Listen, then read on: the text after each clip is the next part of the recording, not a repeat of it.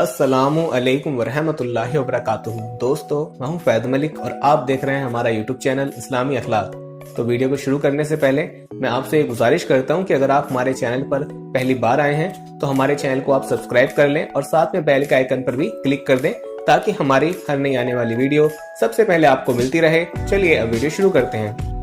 कारी सोहेब अहमद मीर मोहम्मदी फरमाते हैं कि मेरे एक साथी ने मुझे एक वाक़या सुनाया कि एक मकामी सऊदी शहरी थे। जिंदगी तो उन्होंने जैसे तैसे बसर की, लेकिन बुढ़ापे में आकर अल्लाह ताला ने उन्हें समझ अता फरमाई और उन्हें ये तौफीक दी कि अपनी गलतियों और कोताहियों पर वो अल्लाह ताला से माफ़ी मांग सकें, अपनी ज़िंदगी के तर्ज़े अमल को ऑल्टर करके अल्लाह की जानिब आ जाएं। उसने इबादत का सिलसिला शुरू किया तो काफ़ी कोशिश के बावजूद बुढ़ापे की वजह से उसकी ज़ुबान पर लफ्ज़ नहीं चढ़ते थे। कारी सोहेब बताते हैं कि वो बूढ़ा सऊदी शहरी उनके दोस्त के पास आया और आकर पूछा कि मौलाना, मैं एक मसला पूछना चाहता हूँ। मुझे सिर्फ कुल हु अल्लाहु अहद, कुल आऊज़ु बिरब्बिन नास, कुल आऊज़ु बिरब्बिल फलक, ये 3 सूरतें आती हैं। मैं नमाज में बस यही सूरत पढ़ता रहता हूँ और एक एक घंटा क़याम में खड़ा रहता हूँ, इस नदामत में कि मैंने अपनी पूरी ज़िंदगी ज़ाया कर दी है। मुझे बस जो कुछ आता है अल्लाह की बारगाह में खड़े होकर मैं वही दोहराता रहता हूँ। तो क्या मुझे अपने इस अमल पर नेकी तो मिलेगी ना? मौलाना के साथी ने उन्हें बताया कि वो शख्स नमाज पढ़ने के बाद कुरान पाक पर हाथ फेरते जाता था। अब कुरान तो वो पढ़ा हुआ नहीं था, लेकिन हर आयत पर उंगली फेरते हुए बस यही कहता जाता था कि ए अल्लाह, मैं जानता तो नहीं कि तूने इसमें क्या कहा है, लेकिन इतना ज़रूर जानता हूँ कि ये सब सच है। कारी सोहेब फरमाते हैं कि उनके दोस्त ने बताया कि एक रोज़ फिर ऐसा भी आया कि उस शख्स का इंतकाल हो गया और उसकी तदफीन कर दी गई। कुछ अरसे के बाद इलाके में बारिशें हुईं तो सैलाब आया, जिसकी वजह से वो सारा पानी उसकी कब्र में भी दाखिल हो गया। किसी शख्स को ख्वाब आया जिससे उस मरहूम ने अपने इस हाल के बारे में उसे बताया, तो जाकर देखा गया तो बिल्कुल ऐसा ही था। चुनाचे उलेमाओं की राय लेने के बाद फैसला ये किया गया कि उनकी कब्र बदल दी जाएगी, यानी उनकी कब्र कहीं और खोद दी जाएगी।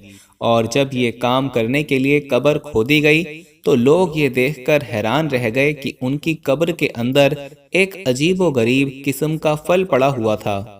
कारी सोहेब को उनके साथी ने बताया कि लोगों का कहना था कि अल्लाह जानता है कि हमने अपनी पूरी जिंदगी में इस तरह का फल नहीं देखा था और ऐसी मिठास नहीं चखी थी, और ये इस बात की निशानी है कि कुरान से मोहब्बत की वजह से अल्लाह रब्बुल इज़्ज़त ने उसकी कब्र को जन्नत के बागों में से एक बाग बना डाला था। तो चाहे थोड़ा पढ़ें या ज़्यादा पढ़ें, अपनी रोज़मर्रा की ज़िंदगी में कुरान पाक को शामिल ज़रूर रखें। और अगर हम कुरानी तालीमात को अपनी इस ज़िंदगी पर लागू कर लेंगे तो फिर तो क्या ही बात है। रसूलुल्लाह सल्लल्लाहु ताला अलैहि वसल्लम का एक फरमान आप तक पहुँचाते हैं कि आप सल्लल्लाहु ताला अलैहि वसल्लम ने कहा कि रोज़ा और कुरान क़यामत के दिन बंदे की सिफारिश करेंगे। रोज़ा कहेगा, ए मेरे रब, मैंने इसे दिन में खाने पीने और शहवत के काम से रोके रखा था, लिहाजा इसके बारे में मेरी शिफात कबूल फरमा। कुरान पुकारेगा, ए रब, हमने इसे रात में सोने से रोके रखा था, लिहाजा इसके बारे में मेरी सिफारिश कबूल फरमा। आप सल्लल्लाहु अलैहि वसल्लम ने फरमाया, अल्लाह ताला इन दोनों की सिफारिश कबूल फरमा लेगा। दोस्तों, जो पहला वाक़या कारी सोहेब के हवाले से हमने आपके सामने रखा है, बिल्कुल इसी से मिलता जुलता वाक़या कुछ अरसे पहले हिंदुस्तान में भी पेश आया था कि जिसमें एक मरहूम शख्स के कुरान से मोहब्बत का मोजज़ा देखकर पूरा गांव मुसलमान हो गया था। गांव में ये वाहिद मुसलमान थे। इन्होंने जिंदगी भर शादी नहीं की थी। खानदान वाले आहिस्ता आहिस्ता या तो दुनिया से रुखसत हो गए या फिर ये इलाका छोड़कर चले गए। ये शख्स इसी गांव में रहा, यहीं पर अपनी पूरी जिंदगी इबादत करते हुए गुजार दी। और फिर जब इस शख्स का इंतकाल हुआ तो क्योंकि उसकी तदफीन के लिए कोई भी यहाँ पर मौजूद नहीं था, तो फिर गांव वालों ने ये जिम्मेदारी उठाई और इर्द गिर्द के इलाके से मुसलमान आलिम और कुछ मुसलमानों को बुलाया ताकि इसकी तदफीन की जा सके। مسلمانوں کے پرانے قبرستان میں اس شخص کی تدفین کے لیے اس کی میت کو جب لایا گیا اور ایک بوسیدہ قبر دیکھ کر اس کے ساتھ ہی اس کی قبر کھودنا شروع کی گئی تو بوسیدہ قبر کی مٹی نرم ہو جانے کی وجہ سے گر گئی۔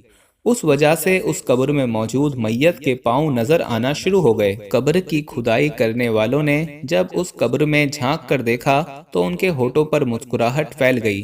لوگوں کے پوچھنے پر انہوں نے بتایا کہ پہلی مرتبہ قبر دیکھی ہے کہ جس کے اندر بھی پھول کھلے ہیں۔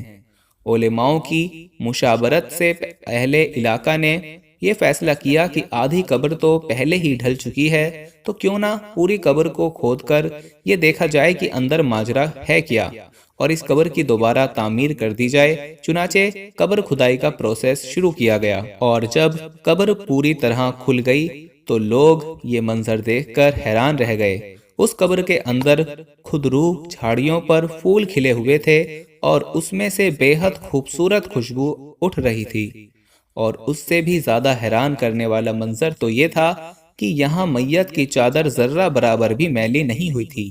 مقامی آبادی کے حیران ہونے پر مسلمان علماؤں نے انہیں بتایا کہ رسول اللہ صلی اللہ تعالی علیہ وسلم کا ایک فرمان ہے کہ مومن کی قبر جنت کے باغوں میں سے ایک باغ بنا دی جاتی ہے۔ بہرحال اس قبر کشائی کے بعد اس میت کی دوبارہ تدفین کر دی گئی، لیکن لوگوں کے دل میں یہ خیال باقی رہا کہ آخر جانا جائے کہ یہ شخص کون تھا اور اس نے دنیا میں ایسے کون سے اعمال کیے تھے کہ جس کی وجہ سے اللہ رب العزت نے اس کی موت کو بھی دوسروں کے لیے ایک خوبصورت مثال بنا کر پیش کیا۔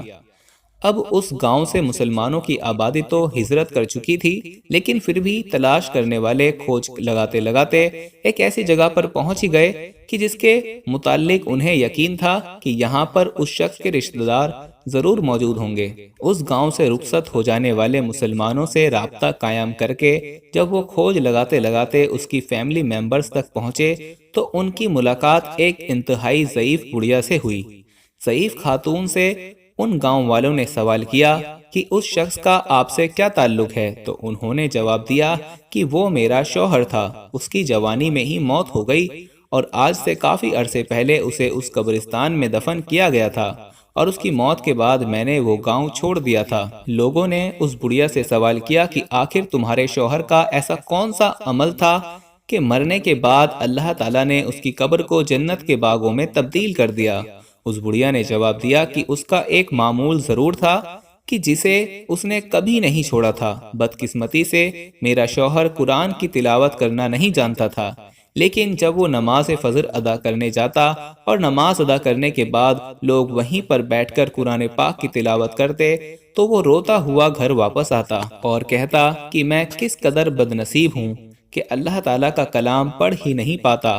وہ گھر میں آ کر قرآن کھولتا، اس کے سامنے جو بھی آیات آتی ان پر انگلی پھیرتا رہتا اور ساتھ ساتھ کہتا رہتا کہ اے اللہ، تو نے اس کتاب میں جو کہا ہے وہ برحق ہے۔ وہ کافی دیر تک اسی طرح سامنے آنے والی آیت پر انگلی پھیر پھیر کر یوں ہی روتے ہوئے اللہ سے گفتگو کرتا رہتا، یہاں تک کہ قرآن پاک کے ورقے اس کے آنسو کی وجہ سے بھیگ جاتے تو وہ قرآن پاک کو بند کر کے دوبارہ سے رکھ دیتا۔ میرے شوہر کا یہ معمول اس کے مرتے دم تک قائم رہا اور شاید یہی وہ عمل ہے جو قبر میں اس کی مغفرت اور راحت کا سبب بن گیا۔ اللہ کو اس کی قرآن سے محبت اس قدر پسند آئی کہ اللہ رب العزت نے اس کی قبر کو جنت کے باغوں میں تبدیل کر دیا۔ کلام الہی سے محبت کی یہ کرامت دیکھی تو وہ غیر مسلم جو تجسس کے مارے اس ضعیف خاتون سے ملنے آئے ہوئے تھے، انہوں نے وہیں پر کلمہ پڑھ کر اسلام قبول کر لیا اور بعد میں اس مرد مومن کی کرامت کی وجہ سے اس پورے گاؤں نے بھی اسلام قبول کرنے کا فیصلہ کیا۔ یہ تمام واقعات آپ سے شیئر کرنے کا مقصد آپ کے دل میں قرآن کی محبت کو مزید اجاگر کرنا ہے۔ وہ کلام الہی جس کا ہم احترام تو بہت کرتے ہیں لیکن پڑھنے کی زحمت کم ہی کرتے ہیں۔ ہم سال میں کم سے کم ایک مرتبہ قرآن پاک کو مکمل ضرور پڑھیں۔ اللہ رب العزت سے یہی دعا کرتے ہیں کہ اللہ ہمیں قرآن پاک پڑھنے، سمجھنے اور اس پر عمل کرنے کی توفیق عطا فرمائے۔ آمین یا رب العالمین۔